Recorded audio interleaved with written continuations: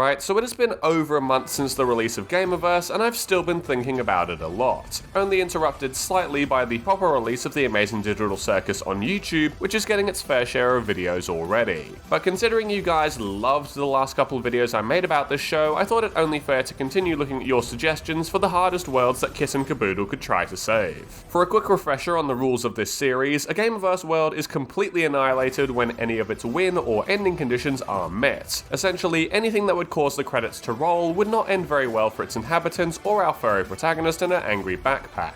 Also, whilst inside a game world, Kit and Kaboodle are not able to interact with or destroy any of the characters or key MacGuffins to beating the game. They can only use their words. So let's not waste any more time and take a look at some even harder Gameverse worlds to save. God of War. This one is primarily to make up for using Kratos in the thumbnail for the last video but not putting the clip in because my bargain bin microphone decided it had enough of my shit.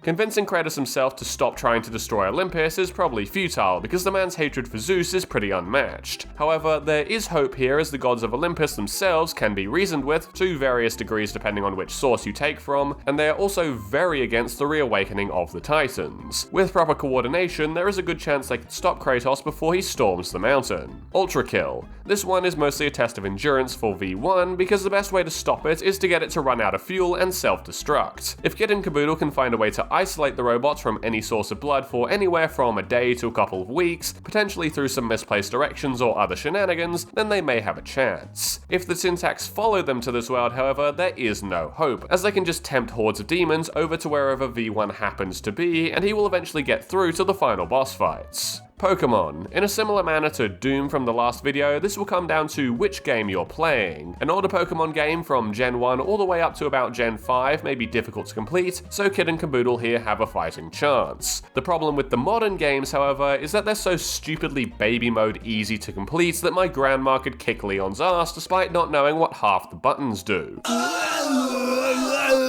The only possible idea for Kit and Kaboodle is to badmouth the hell out of the main character to all of the gym leaders so they just don't accept their challenges. You can't get the badge if you don't fight the gym leader. Warhammer 40k. I have a fair bit to say about Warhammer because it's an example of a couple of different issues with Gameverse. The first one is Warhammer takes place over an area that is just as massive as Gameverse itself, with trillions of individuals fighting constantly. It realistically could never work as a Gameverse game which needs to inhabit a smaller area of space. Rather than, we should take a look at a game within the franchise like Space Marine 2, which only persists on about 3 planets and is far more manageable. Even within this though, another big problem with Gameverse occurs. In large war-type games, it is practically impossible to find out who the main characters are. Not every game is so small as to allow for the Farcade or the Syntax to just stumble across the protagonist. If we are going off of Space Marine 2, however, I think it wouldn't be the hardest world to save. Some more convincing of Titus being heretical to the other Marines or finding a way to get more Necrons or Forces of Chaos into the fight would save the ending from occurring. One Shot. I got this one a lot in the comments of that last video because everyone thinks that it's simply impossible to save. I have not played One Shot, but I have watched several videos about it, and I think that conclusion is probably correct. If Nico completes his task of putting the sun back, he gets trapped and the planet collapses. If he breaks the sun, the game world ends and then the planet collapses anyway. But the question then becomes,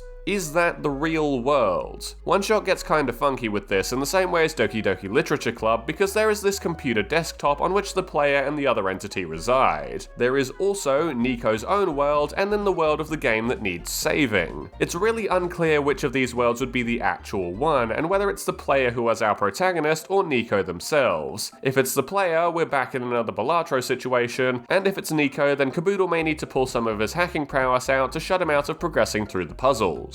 The Henry Stickmin Collection. This is the first game we've covered that runs on true cartoon logic where anything and everything is essentially possible. However, there is a single point in this series that Kit and Kaboodle could reasonably alter to stop Henry from getting any ending at all, and it is this moment right here. Simply convince this guard to check the cake before he brings it over, discover all of the ridiculous things hidden inside, and Henry remains locked up. A relatively easy save as far as things go. Halo Reach. Similar to the one-shot problem, the end of this this game is just the planet exploding anyway, and through the lore there really isn't any way to stop it from exploding. However, you could convince the cast to piss off with June before everything gets blown to smithereens, so you could at least save the Spartans, who would be a great deal of help in fighting the Syntax. Wolfenstein. This was without a doubt the most suggested game in both my original post and the last video, but part of the reason it's there is a little bit different to all of the other games here. To prevent this game from being completed, Kit and Kaboodle need to assist and give vital information to the Nazis, which would 1. Definitely not be allowed on YouTube, and 2. result in an outcome where the Nazis are more likely to win World War II, which brings us back into the dilemma of if dying is better than living in misery. On top of that, like Doom, the protagonist in Wolfenstein is stupid OP,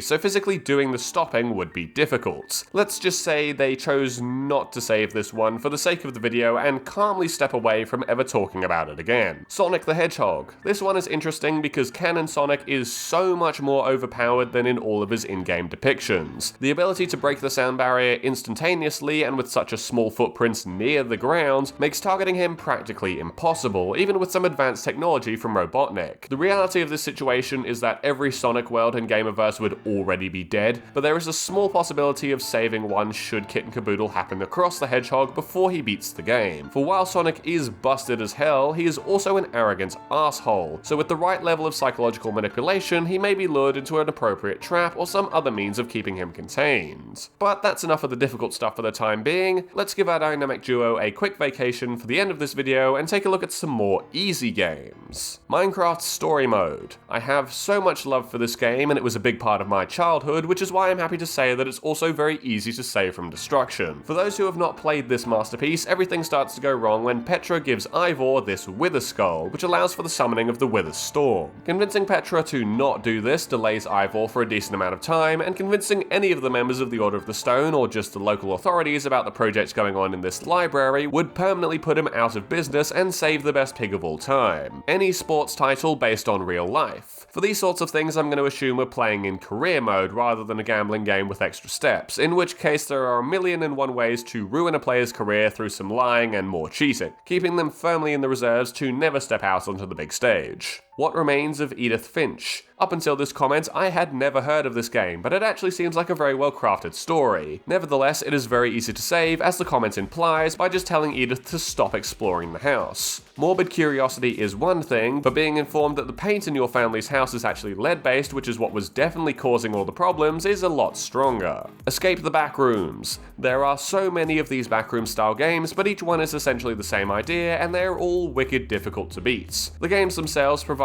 very little direction on what is happening or what these creatures even do, so making it out of even the first level will be a challenge. Also, the whole idea of this place is it's impossible to leave because it's an allegory for dementia, so we should be pretty fine here. Silksong. I can attest to this personally, as I still have not beaten the damn thing, but even an incredibly skilled Hornet like we see her in the first game would be at a loss if Kit and Kaboodle can manage to convince one of the NPCs not to help her along the way. In particular, the Seamstress would be a prime candidate to stop her from getting into the higher reaches of Farloom. Bendy and the Ink Machine. Now, this might be another truly indestructible game because it takes place in an infinite cycle, adequately named The Cycle. The game is designed specifically so that it never concludes and keeps going forever. Even once the end tape is played, it's not really the end for the characters, so this game is pretty much safe from everything. And there we are, another collection of the hardest and easiest Gameverse worlds to save. It's not likely that we'll be getting more content on this show anytime soon, since it has to sit behind the Gaslight District, Knights of Guinevere, and even Lackadaisy somewhat for an episode 2, but I really do have high hopes for this one. Regardless, this might be the last Gameverse video I release for a while unless something miraculous happens, but please stay tuned as I do have more big things coming up next. But that's all I've got for today. Thank you all for watching, and have a good one.